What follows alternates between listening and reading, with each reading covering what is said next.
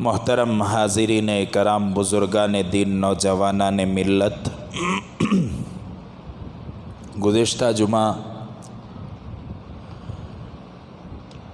ہندوستان کی آزادی اور ہمارے اکابرین کی قربانیاں خصوصیت کے ساتھ حضرت ٹیپو سلطان شہید رحمۃ اللہ علیہ کے تقوی کو سامنے رکھ کر میں نے بہت ساری باتیں آپ حضرات کے سامنے کہی تھی، اور وعدہ بھی تھا کہ اگلے جمعہ انشاءاللہ حضرت ٹیپو سلطان شہید رحمۃ اللہ علیہ کی سیرت کو آپ حضرات کے سامنے بیان کروں گا۔ سب سے پہلے میں یہ بتاؤں کہ ہمارا جو دین مذہب اسلام ہے وہ کبھی کسی تلوار سے نہیں پھیلا، ظلم کے ساتھ، زبردستی کے ساتھ، شدت کے ساتھ کبھی کوئی معمولی مسئلہ بھی حل نہیں کیا جا سکتا۔ میاں بیوی کا مسئلہ ہے، چار افراد بیٹھ کر بات کر رہے ہیں، تب بھی اس بات کی کوشش ہوتی ہے کہ نگیٹو کوئی بات نہ کی جائے، ہر بات کو پازیٹیو انداز سے پیش کیا جائے، مثبت انداز سے کام کیا جائے۔ ہر خیر کے کام کو کرنے کے لیے مثبت ہونا پڑے گا، منفی کام سے کوئی بھی خیر کا کام وجود میں نہیں آتا۔ اسلام تو ایک بہت بڑی چیز تھی، اللہ تبارک و تعالیٰ نے اسلام کو ایک اونچا مذہب بنایا۔ اللہ تبارک و تعالیٰ نے اسلام کو پیش کرنے کے لیے حضرت آدم علیہ السلام سے لے کر میرے اور آپ کے آقا تاجدار مدینہ احمد مجتبیٰ محمد مصطفیٰ صلی اللہ علیہ وسلم تک کے تمام انبیاء علیہ السلام کو بھیجا، خالص اسلام دے کر، خالص اسلام کی دعوت دے کر۔ لوگ آج کہتے ہیں کہ مذہب اسلام 1400 سال پرانا ہے۔ اگر مذہب اسلام 1400 سال پرانا ہے تو پھر بیت المقدس کی تاریخ مسلمانوں سے کیوں جوڑی جاتی ہے؟ کعبۃ اللہ کس دور میں بنایا گیا؟ اور بھی ایسے تاریخی مقامات ہیں جو مسلمانوں کے ہیں۔ ان تاریخی مقامات کو سامنے رکھ کر یہ معلوم ہوتا ہے کہ یہ 1400 سال کا مذہب نہیں ہے، حضرت آدم علی نبینا علیہ السلام کے دور سے یہ مذہب ہے، اور انشاءاللہ ثم انشاءاللہ قیامت تک یہ مذہب چلتا رہے گا۔ بعض دھوکے باز کوشش کرتے ہیں کہ مذہب اسلام کو نیا مذہب بنا کر پیش کرنے کی۔ حضرت آدم علیہ السلام اسلام لے کر آئے تھے، حضرت نوح علیہ السلام اسلام لے کر آئے تھے، حضرت شیس علیہ السلام اسلام لے کر آئے تھے، حضرت یعقوب علیہ السلام اسلام لے کر آئے تھے، حضرت موسیٰ علیہ السلام اسلام لے کر آئے تھے، حضرت اسرائیل علیہ السلام اسلام لے کر آئے تھے۔ جتنے بھی انبیاء علیہ السلام جو ہمارے ذہن میں ہیں اور جو ہمارے ذہن میں نہیں ہیں، تاریخ میں جن کا نام ملتا ہے وہ، تاریخ میں جن کا نام نہیں ملتا وہ، 1,00,000 کم و بیش 24,000 انبیاء علیہ السلام اللہ تبارک و تعالیٰ نے دنیا میں بھیجا۔ تمام انبیاء علیہ السلام کا ایک ہی کلمہ تھا، ایک ہی مشن تھا، وہ مشن یہ کہ اسلام کو تقویت دی جائے۔ درمیان میں بہت سارے بت پرست آئے، الگ الگ نام سے بتوں کی پوجا کیا کرتے تھے۔ حضرت ابراہیم علیہ السلام کے دور میں بھی بتوں کی پوجا ہوتی تھی۔ حضرت ابراہیم علیہ کا وہ واقعہ مشہور ہے کہ اکیلے میں حضرت ابراہیم علیہ السلام نے بت کی ناک کو اور بت کے کان کو توڑ دیا اور بڑے بت کے ہاتھ میں ہتھیار تھما دیا۔ کسی نے آ کر پوچھا کہ کیا ہوا، یہ کس نے توڑا؟ تو حضرت ابراہیم نے فرمایا کہ ان دونوں کا جھگڑا ہوا، اس نے اس کو مار دیا۔ تو انہوں نے کہا کہ جب یہ خود کی ناک پر بیٹھنے والی مکھی کو اڑا نہیں سکتے تو اس کی ناک کیسے توڑ سکتا ہے؟ تو حضرت ابراہیم علیہ السلام نے دلیل کے طور پر پکڑ کر فرمایا جب اس کی ناک پر بیٹھی ہوئی مکھی کو یہ اڑا نہیں سکتا تو تمہاری تقدیروں کے فیصلے یہ کیسے کر سکتا ہے؟ تو بہرحال بت پرستی اس زمانے سے ہے، آج بھی ہے، الگ الگ نام سے ہے۔ الگ الگ ملک میں بت پرستی کا الگ الگ طریقہ ہے، الگ الگ نام سے جو ہے پوجا کی جاتی ہے، پوجا کے طریقے الگ الگ ہیں۔ بہرحال ان کا مذہب ہے، ان کا لینا دینا ہے، لیکن کوئی اسلام کے انڈر میں، اسلام کے معاملے میں آ کر دخل اندازی کرتا ہے تو پھر اسے جواب دینا پڑے گا۔ یہ کہا جاتا ہے کہ اسلام تلوار سے پھیلا، ٹھیک ہے؟ حضرات صحابہ، ہم مسلمانوں کا دعویٰ ہے کہ ہم مسلمان یہ کہتے ہیں کہ اسلام اخلاق سے پھیلا، امن سے پھیلا، آشتی سے پھیلا۔ اسلام جو ہے پھیلانے میں حضرات صحابہ اور میرے اور آپ کے آقا صلی اللہ علیہ وسلم کا بہت بڑا اخلاقی مظاہرہ رہا۔ ایک صحابی کے پاس ایک یہودی آیا، آ کر اناج لینے لگا تو صحابی نے فرمایا کہ میرے دکان میں لینے سے بہتر ہے اس سامنے والے کی دکان پر اناج لے لو۔ یہودی تھا اور جس کے دکان کی طرف اشارہ کر رہے تھے وہ بھی یہودی کا دکان تھا، وہ بھی یہودی کا دکان تھا۔ یہاں سے وہاں کو جا کر اس نے اپنا سودا خریدا۔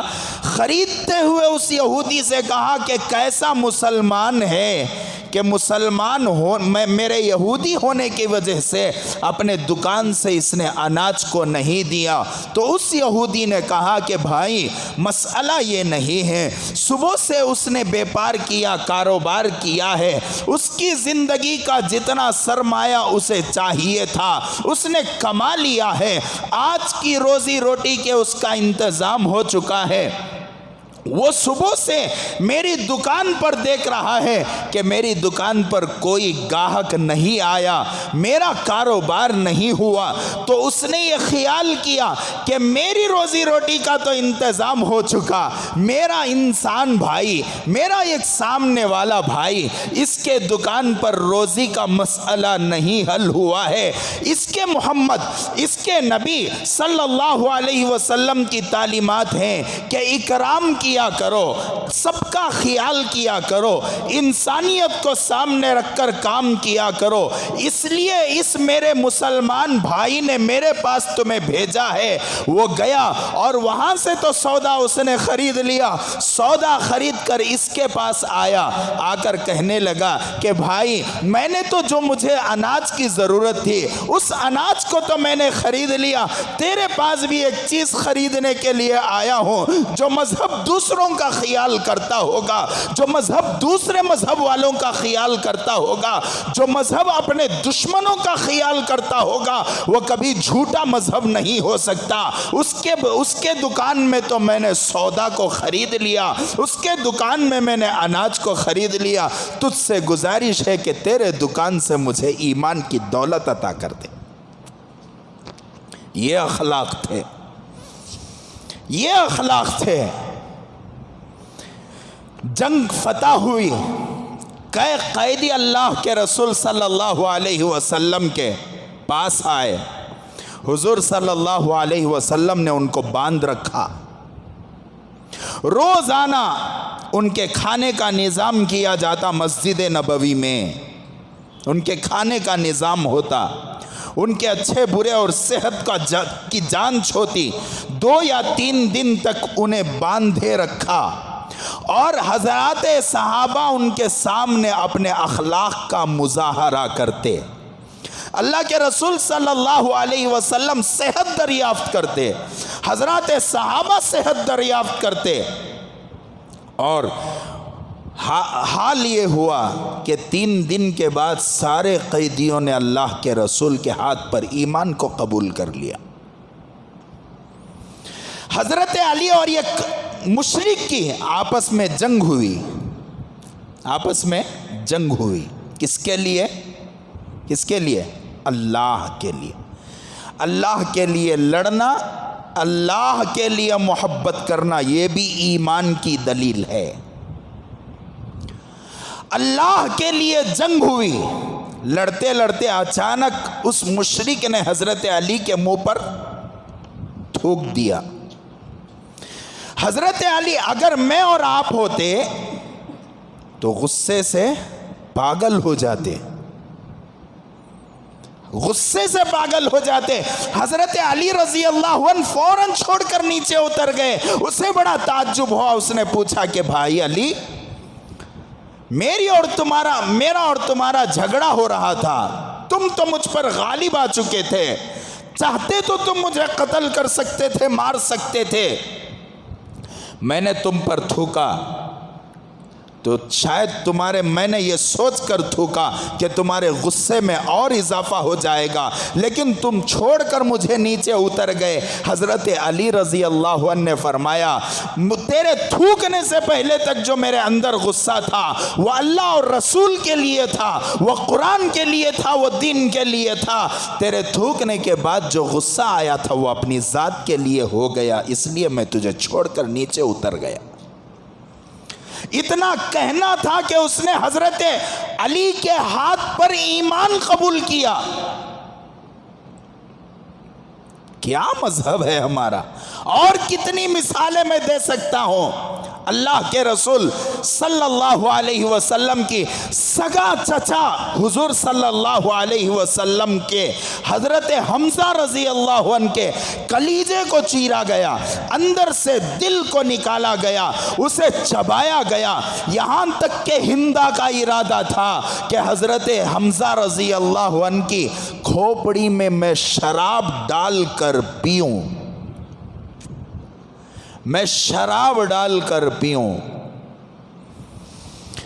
جب اسلام لانے کا موقع آیا، کیا کیا اللہ کے رسول نے؟ معاف فرما دیا۔ یہ ہے ہمارا اسلام، یہ ہے ہمارا مذہب۔ جن لوگوں نے حضور کو تکلیفیں پہنچائی، جن منافقوں نے رسول اللہ کو تکلیفیں پہنچائی، جن مشرکوں نے حضور کے سامنے اونٹ کی اوجڑی ڈالی، خدا وحدہ لا شریک کی قسم، مکہ مکرمہ سے اللہ کے رسول کو اور حضرت ابو بکر کو، حضرت عمر کو، حضرت عثمان کو، حضرت علی کو اور 1,24,000 صحابہ اکرام میں جو مکی صحابہ تھے، ان کو مکے سے نکلنے پر جنہوں نے مجبور کیا، وہ ابو سفیان تھا، وہ ابو جہل تھا، وہ ابو لہب تھا، اور بھی ایسے بڑے بڑے سردار تھے جو مکے سے نکلنے پر ان کو مجبور کیا۔ اللہ کے رسول نے اپنے پیارے وطن کو چھوڑا، اپنے محبوب وطن کو چھوڑا، اپنے پیدائشی گاؤں کو چھوڑا اور یثرب یعنی مدینہ منورہ منتقل ہو گئے۔ جن کی وجہ سے گاؤں چھوڑنا پڑا تھا، آپ سوچ کر دیکھیں، اگر آپ کے باپ کا گھر یہاں ہو، ہماری ماں کا گھر یہاں ہو، ہمارے دادا کا گھر یہاں ہو، ہماری دادی کا گھر یہاں ہو، ہماری نسلوں کا گھر یہاں ہو، اور مجھے اس شہر سے کوئی نکالتا ہو تو میرے دل پر کیا گزرے گی؟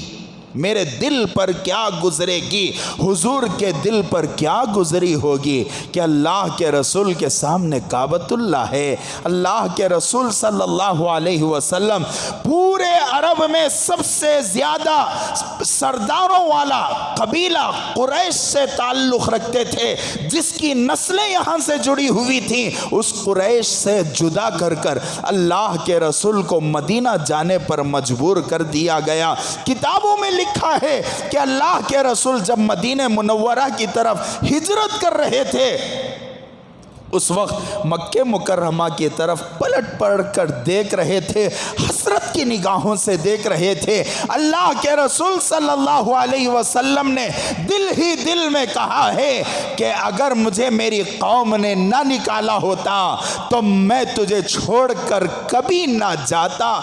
आप अंदाज़ा लगाएं कि अगर मुझे आकर कोई आदमी मेरे अपने घर से, मेरे बाप दादा के घर से, मेरे शहर से मुझे निकालता है तो मुझ पर क्या गुजरेगी, हुजूर पर क्या गुजरी होगी। अल्लाह के रसूल यहाँ से जाते हैं, हुजूर पर कई हमले हुए, अल्लाह के रसूल को जहर दिया गया। यहाँ से जाने के बाद हुजूर सल्लल्लाहु अलैहि वसल्लम को के ऊपर जो है जादू किया गया, हुजूर पर ऊपर से पत्थर गिराकर शहीद करने की कोशिश हुई। हजरत हुजूर सल्लल्लाहु अलैहि वसल्लम के साथ बड़े बड़े हालात पेश आए। मक्के मुकर्रमा के कुफ्फार ने हुजूर की बेटी को शहीद किया, हुजूर की बेटी को शहीद किया। जो शहीद किया वो ना सही, उनकी नस्लें फतह मक्का के मौके पर अल्लाह के रसूल के सामने थी। हुजूर ने ऐलान फरमा दिया, जो हमें तकलीफ पहुंचाता है हमने उसे भी माफ कर दिया, जो हमें तकलीफ नहीं पहुंचाया हमने उसे भी माफ कर दिया। हाय क्या अखलाक है। और लोग कहते हैं हमारा मजहब तलवार की नोक पर चढ़ा। हाँ, मुसलमानों को, नौजवानों को दहशतगर्दी के इल्जाम में उठाकर अंदर डाला जाता है, जबकि गारत करने वाले हथियार किसके पास से मुहैया होते हैं, कहां से निकलते हैं। पहले पत्थरबाजी किसकी तरफ से होती है। हाँ, जब इस्लाम ने तलवार को उठाया है, ये मैं नहीं कहूँगा कि इस्लाम ने तलवार को नहीं उठाया, इस्लाम से जोड़कर देखा ना जाए, इंसानियत से जोड़कर देखा जाए। अगर कोई मूजी जानवर, अगर कोई कुत्ता आपके पीछे पड़ जाता है तो आप पर ज़रूरी है कि अपनी जान की हिफाजत करते हुए उस कुत्ते को मुंह तोड़ जवाब दिया जाए, पत्थर से मारा जाए। आपके हाथ में जो हथियार है, लकड़ी है, लकड़ी से उसको भगाया जाए और अपनी जान की हिफाजत की जाए। इसीलिए मेरे मुल्क भारत में कॉन्स्टिट्यूशन ऑफ इंडिया में बाकायदा सेल्फ डिफेंस का एक आर्टिकल रखा गया, कानून बनाया गया कि कोई आदमी जुल्म से किसी को मार सकता है तो फिर सेल्फ डिफेंस में उल्टा हमला करेगा, उसे दहशतगर्द नहीं कहा जाएगा, बल्कि उसे अपनी जान की हिफाजत के खातिर हमला करने वाला कहकर उसे अदालतें माफ करेंगी। तो इस्लाम ने भी, जब इस्लाम पर हालात आए, जब इंसानियत पर हालात आए, जब मुसलमानों पर हालात आए, क्या करें साहब, धोखेबाज हमेशा धोखा दिया करते हैं, धोखेबाजों की जुबानों पर हमेशा धोखे के अल्फाज निकला करते हैं, धोखेबाज हमेशा बुज़दिल हुआ करते हैं, धोखेबाज हमेशा झुंडों में आकर हमला किया करते हैं। मुसलमानों पर भी यही हालात हुए। 1313 मुसलमानों पर 1000 के मजमे ने हमला किया, 1000 मुसलमानों पर 10,000 के मजमे ने हमला किया। ये हमारी तारीख है कि शुरू से हम देख रहे हैं कि छोटी सी जमात पर कभी भी धोखेबाज 200, 300, 500, 1000 की झुंड में आकर, 10,000 की झुंड में आकर हमला करते हैं। वो तो पुरानी तारीखों में है। अभी करीब में एक मुसलमान नौजवान जो मस्जिद में میں آرام کر رہا تھا، اللہ کے گھر کا رکھوالا تھا، مصلے کو آباد کرنے والا تھا، صبح سے لے کر شام تک مسجد کی پاکی صفائی کا خیال رکھنے والا تھا، مسجد کے اندر امام کی غیر موجودگی میں نماز پڑھانے والا تھا۔ کتنے نالائقوں اور کتنے دھوکے بازوں کے جھنڈ نے اس پر حملہ کیا ہے، وہ ان کی تاریخ ہے۔ ایک آدمی پر حملہ کرنا یہ ہماری تاریخ ہے کہ ہم فتح مکہ کے موقع پر بھی معاف کرتے ہیں۔ حضور نے اعلان فرمایا بوڑھوں کو امان ہے، عورتوں کو امان ہے، بچوں کو امان ہے۔ کیا مطلب ہے کہ اسلام جو ہے وہ کبھی ظلم سے نہیں آگے بڑھتا، اسلام ہمیشہ سے امن چاہتا ہے، اور انشاءاللہ جب تک اسلام رہے گا اس وقت تک امن قائم رہے گا۔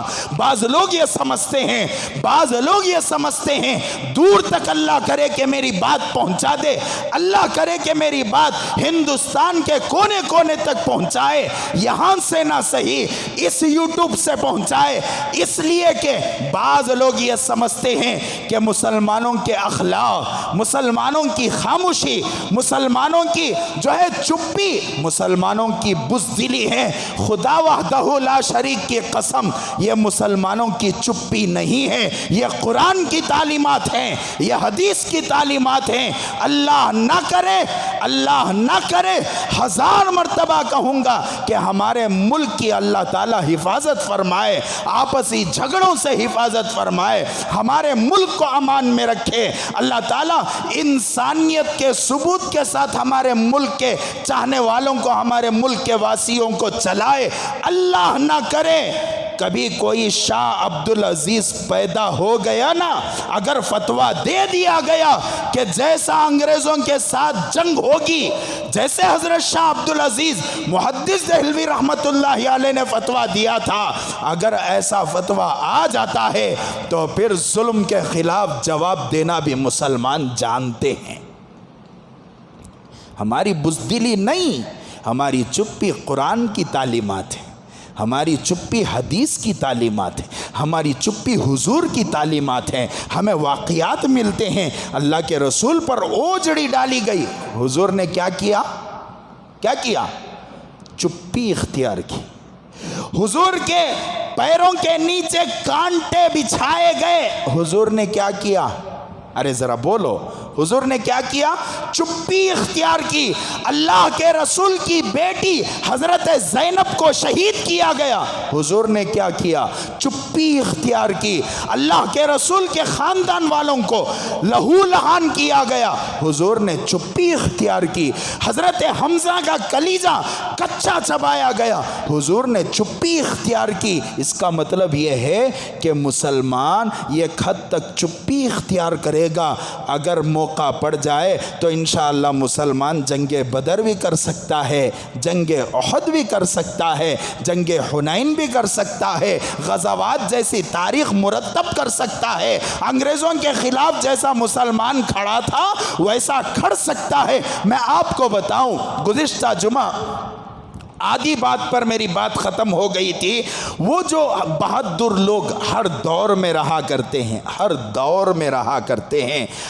دور میں رہا کرتے ہیں، حضرت ٹیپو سلطان شہید رحمت اللہ علیہ بھی ان تلوار والوں میں، ظلم کے خلاف آواز اٹھانے والوں میں ایک نام آتا ہے، حضرت ٹیپو سلطان شہید رحمت اللہ علیہ کا۔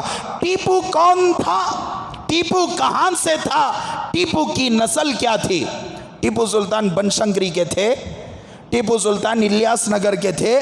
کہاں کے تھے حضرت ٹیپو سلطان شہید رحمت اللہ علیہ؟ کتابوں میں لکھا ہے کہ حضرت ٹیپو سلطان شہید رحمت اللہ علیہ کی نسل قریشی نسل تھی۔ حضور صلی اللہ علیہ وسلم کے خاندان سے حضرت ٹیپو سلطان شہید رحمت اللہ علیہ کا نسب تھا۔ وہ ٹیپو جو حضور کے نسب سے تعلق رکھتا ہوگا، آج مکار، دھوکے باز، دغا باز، آستین کے سام اور ملک کے دشمن جو ہندوستان کے کانسٹیٹیوشن کو ہٹانے کی بات کر کر ہندوستان کو ایک دھرم میں، ایک جو ہے ایک نیشن میں جوڑنے کی کوشش کرتے ہیں، وہ لوگ کہتے ہیں کہ حضرت ٹیپو سلطان شہید رحمت اللہ علیہ نعوذ باللہ من ذالک دہشت گرد تھے۔ خدا وحدہ لا شریک کی قسم، ہمارے نبی کے نسل سے تعلق رکھنے والا کبھی دہشت گرد ہو نہیں سکتا، کبھی ظلم کر نہیں سکتا۔ میں آپ کو بتاؤں گا کہ حضرت ٹیپو سلطان شہید رحمت اللہ علیہ کسی مندر کو ڈھانے والے نہیں تھے،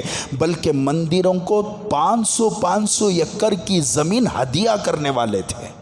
نام لایا ہوں میں کون سی مندر پر اللہ کے رسول حضرت ٹیپو سلطان نے کتنا دیا، اور کس کس پجاری کی شکایت پر حضرت ٹیپو سلطان میں مسلمانوں کی نظام حیدرآباد فوج کے خلاف احکامات جاری کیے۔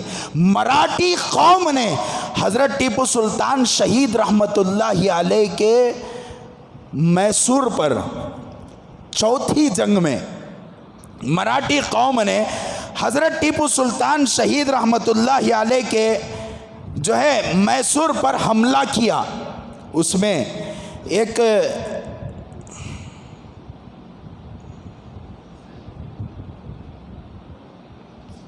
نظام حیدرآباد اور انگریز، یہ دونوں کے ساتھ مراٹھی قوم نے پرسرارام بھاؤ کی قیادت میں سرنگیری کی مندر پر لوٹ مار کی حملہ کیا۔ تو حضرت ٹیپو سلطان شہید رحمت اللہ علیہ کو وہاں کے پجاری نے خط لکھا کہ حضرت سلطان، ہمارے اوپر آکرمن ہوا ہے، ہمارے اوپر ظلم ہوا ہے، ہماری مندر کی مورتی کو گرا کر پھوڑ دیا گیا ہے۔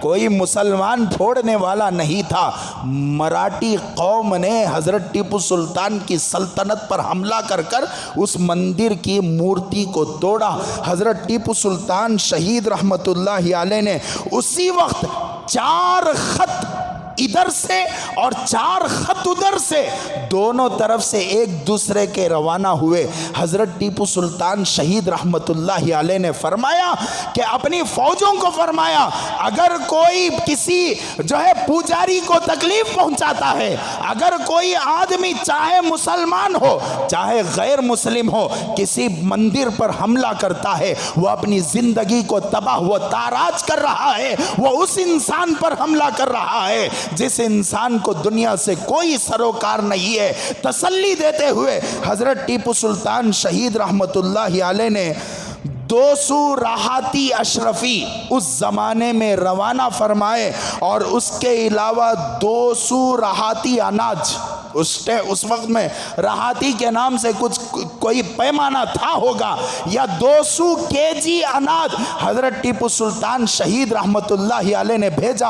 اور میں نے آگے پڑھا کہ وہاں کے سوامی نے کہا، وہاں کے پجاری نے کہا کہ حضرت حکومت کے دخل اندازی کے بغیر مورتی کو دوبارہ بٹھایا نہیں جا سکتا۔ تو حضرت ٹیپو سلطان شہید رحمت اللہ علیہ نے 40 پر 8 دن جو پوجا ان کی مورتی کو بٹھانے والی پوجا ہونے والی تھی، اس 40 پر 8 دن کا سارا اناج حضرت ٹیپو سلطان شہید رحمت اللہ علیہ نے بھیجا اور کہا کہ 40 پر 8 دن تک سارا تمہارا نظام ٹیپو شہید چلائے گا۔ یہ ٹیپو سلطان کی کیا ہے؟ تاریخ ہے۔ آج کیا بولتے؟ مسجد اعلیٰ کے سیڑھیاں کے نیچے ہنومان مندر ہے، چور ڈاکواں بولنے والے ڈاکو ہیں۔ میں آگے بتاؤں گا آپ حضرات کو، اور بھی میرے پاس تاریخ ہے۔ اس سے پہلے بتاؤں حضرت ٹیپو سلطان شہید رحمت اللہ علیہ کے بیسک کچھ معلومات۔ حضرت ٹیپو سلطان کے پڑ دادا کا نام محمد علی، کیا نام؟ محمد علی۔ حضرت ٹیپو سلطان کے دادا کا نام فتح محمد، ذہن میں بٹھانا۔ اور پھر حضرت فتح محمد کے 3 بیٹے، یہ کون ہیں؟ حضرت ٹیپو سلطان کے دادا صاحب ہیں، 3 بیٹے۔ ایک کا نام شہباز، دوسرے کا نام ولی محمد، तीसरे का नाम हैदर अली। हजरत फ़तेह मोहम्मद रहमतुल्लाहि अलैह अपने बच्चों में हजरत हैदर अली की पैदाइश के लिए हैदर अली दुर्वेश की दरबार में पहुंचकर अपनी औलाद के लिए और बहादुर औलाद के लिए दुआ की दरख्वास्त करते हैं।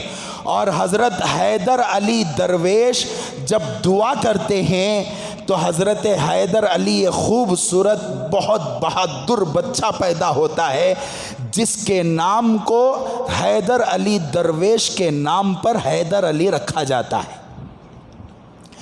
ये टीपू सुल्तान की सीरियल का मसला नहीं, उन्हें अलग इन्हें अलग, उसकी हकीकत अलग इसकी हकीकत अलग। उसमें हज़रत टीपू सुल्तान शहीद रहमतुल्लाहि अलैह के चेहरे पर क्या नहीं है?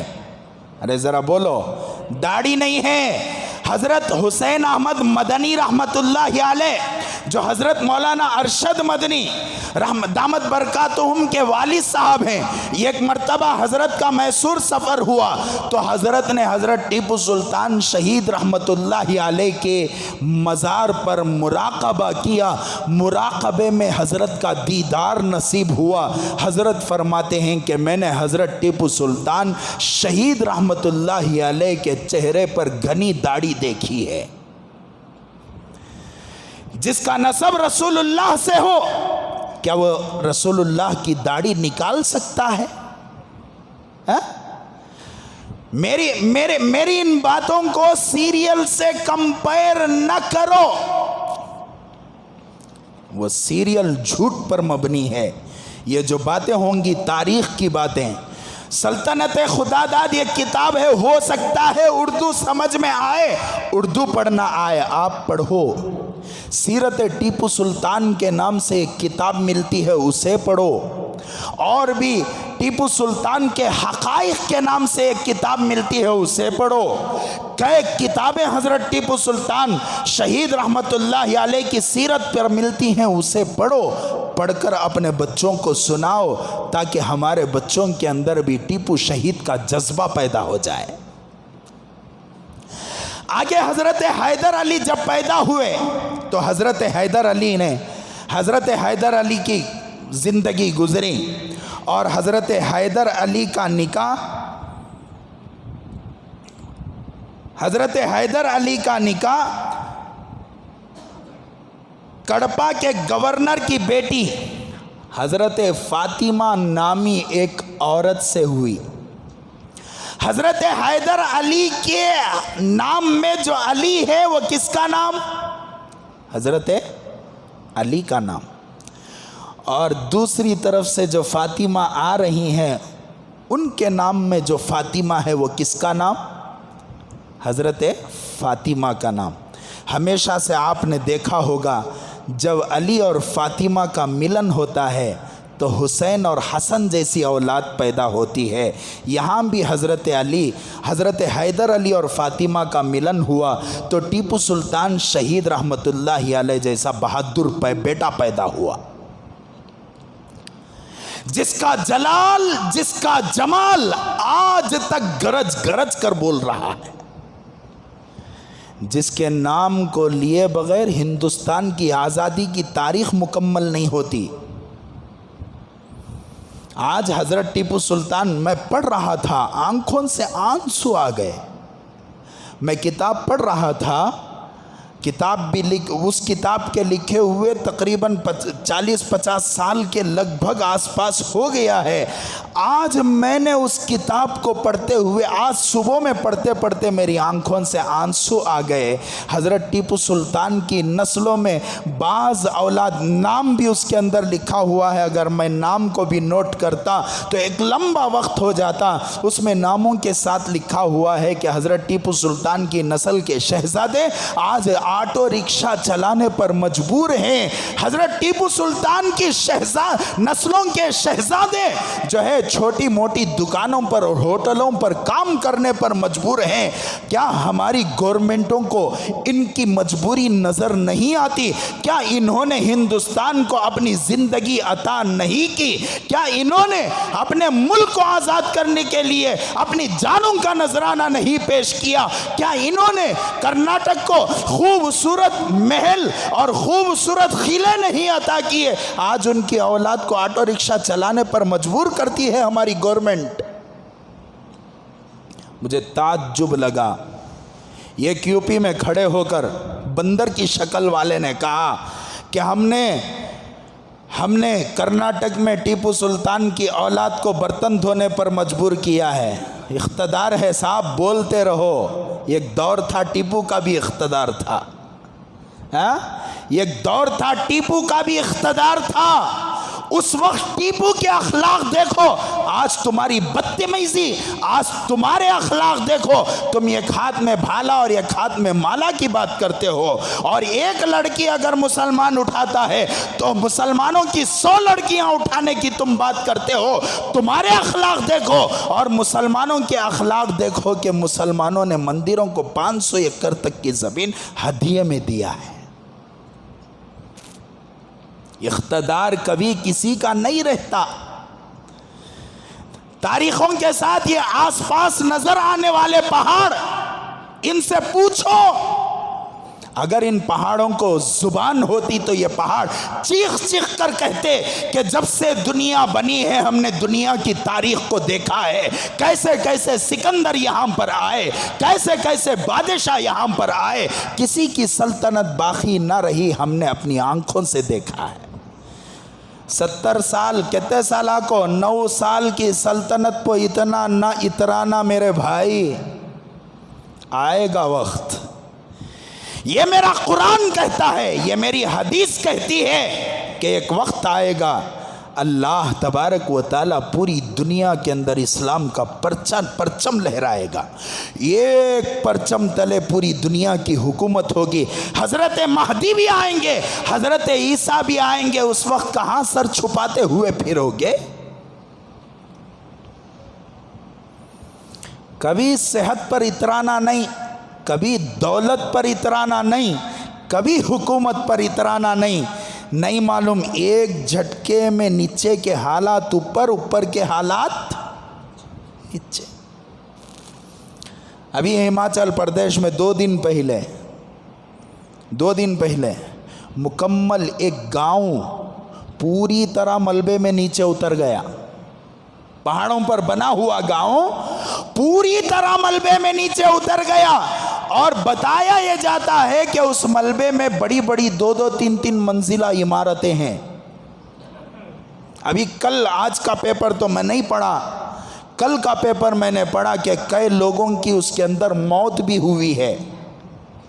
کل تک رات تک مالدار تھے، رات میں مالداری کی زندگی، مالداری کی نیند انہوں نے سویا تھا اور صبح میں نہیں اٹھ سکے. کیا ہوا؟ 3 منزلوں کی عمارت پر ناک بڑی اونچی ہوتی تھی، لیکن ملبے نے تمہاری 3 منزلوں کو کھا گیا. کبھی حکومت پر نہیں اترانا. آج بڑے بڑے باتاں کر رہے ہیں، کریں دے انشاءاللہ، انشاءاللہ، انشاءاللہ آئے گا وقت. اللہ تعالیٰ دعا کرو کہ اللہ تعالیٰ ہمارے درمیان سے ایک حضرت اورنگزیب کو پیدا فرمائے، محمد بن قاسم کو پیدا فرمائے، حضرت ٹیپو سلطان شہید کو پیدا فرمائے، حضرت حیدر علی کو پیدا فرمائے، ایک حضرت شاہ ولی اللہ کو پیدا فرمائے، شاہ عبدالعزیز محدث دہلوی کو پیدا فرمائے. اللہ ہمارے درمیان میں حضرت قاسم نانوتی کو پیدا فرمائے، حضرت زامن شہید کو پیدا فرمائے. اور انشاءاللہ ہمیں یقین ہے اللہ تعالیٰ کی یہ زمین کبھی بہادروں سے خالی نہیں ہوتی. بہادر ہمیشہ ہے، ہمیشہ آئیں گے، آگے بھی آئیں گے. اور حکومتیں بھی ایک طبقے میں نہیں رہتی، حکومتوں کے بھی پلٹیاں کھاتے رہیں گے. تو آگے حضرت ٹیپو سلطان شہید رحمت اللہ علیہ، हज़रत फ़ातिमा से जब निकाह हुआ तो हज़रत टीपू सुल्तान शहीद रहमतुल्लाहि अलैह के हज़रत टीपू सुल्तान हज़रत हैदर अली के दो बेटे, हज़रत हैदर अली के दो बेटे, एक हज़रत टीपू सुल्तान शहीद रहमतुल्लाहि अलैह, इनका पूरा नाम क्या है? फ़तेह अली टीपू सुल्तान।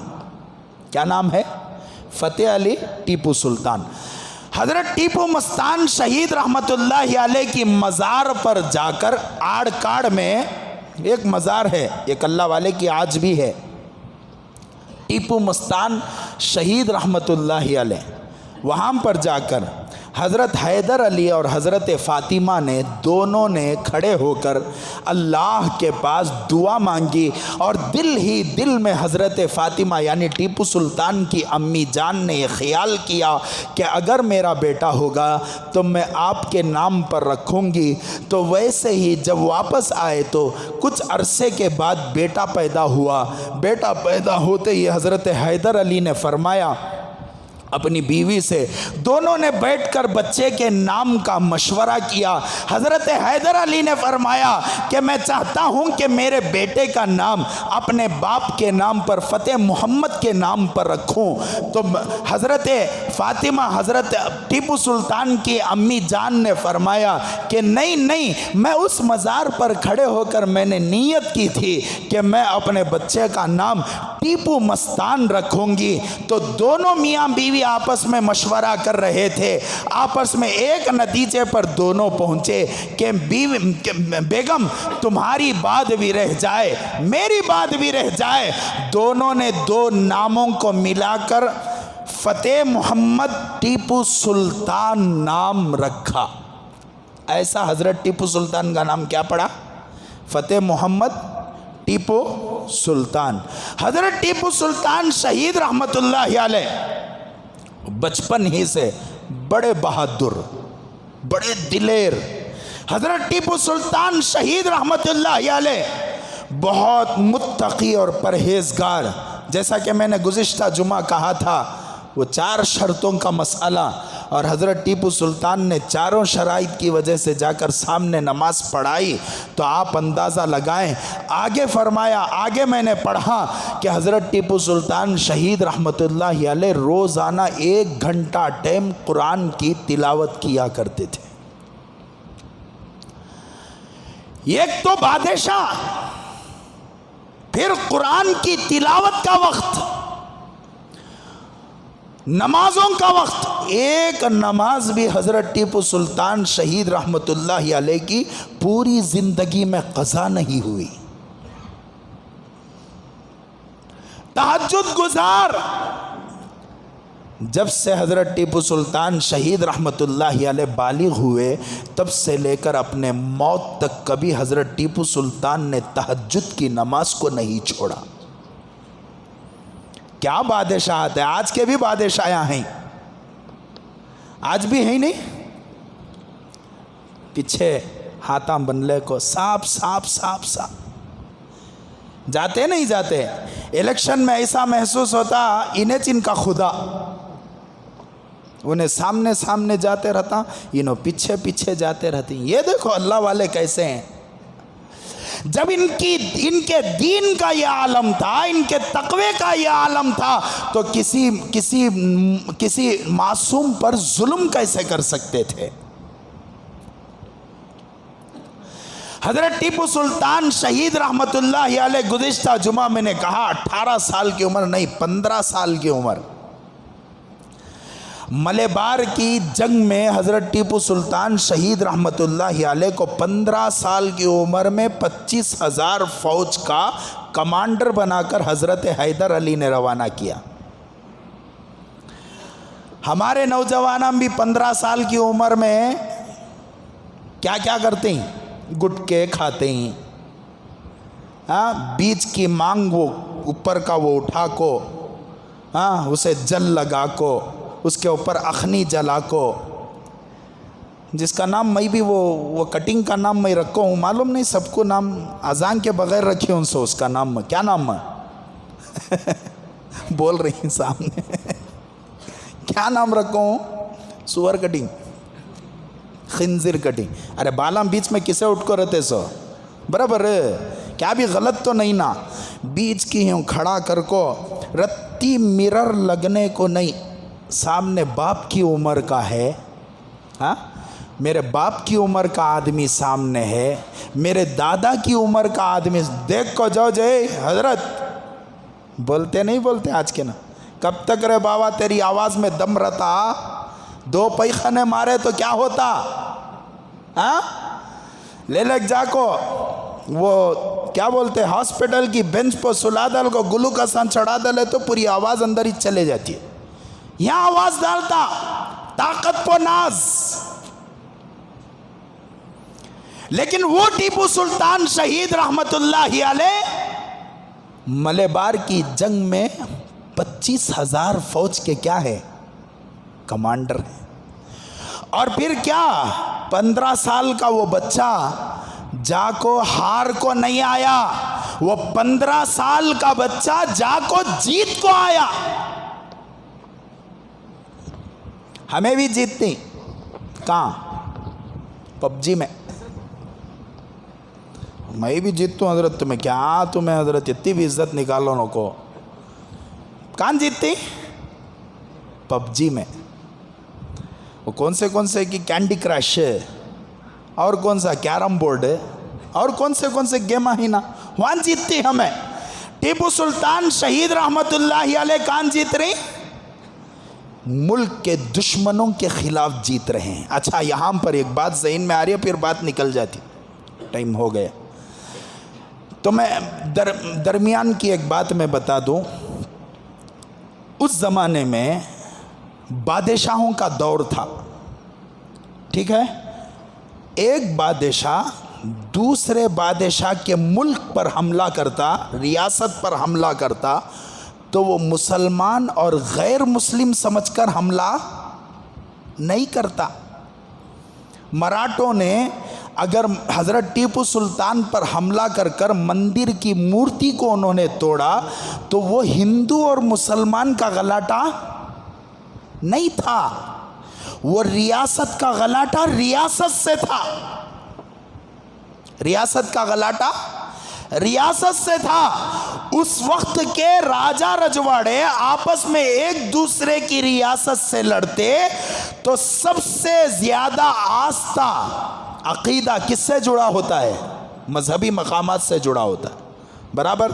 ज़रा गर्दन तभी हलाओ, नहीं तो मस्जिद से जुड़ना, नहीं तो चर्च से जुड़ना, नहीं कर को बोले तो मंदिर से जुड़ना। अगर किसी बादशाह को तकलीफ़ पहुंचाना, तो उस बादशाह की सल्तनत में आने वाली मस्जिद पर हमला किया जाए, उस बादशाह के सल्तनत में आने वाली मंदिर पर हमला किया जाए, तो पूरी रियासत को, खुसूसन बादशाह को बहुत बड़ी तकलीफ़ होगी।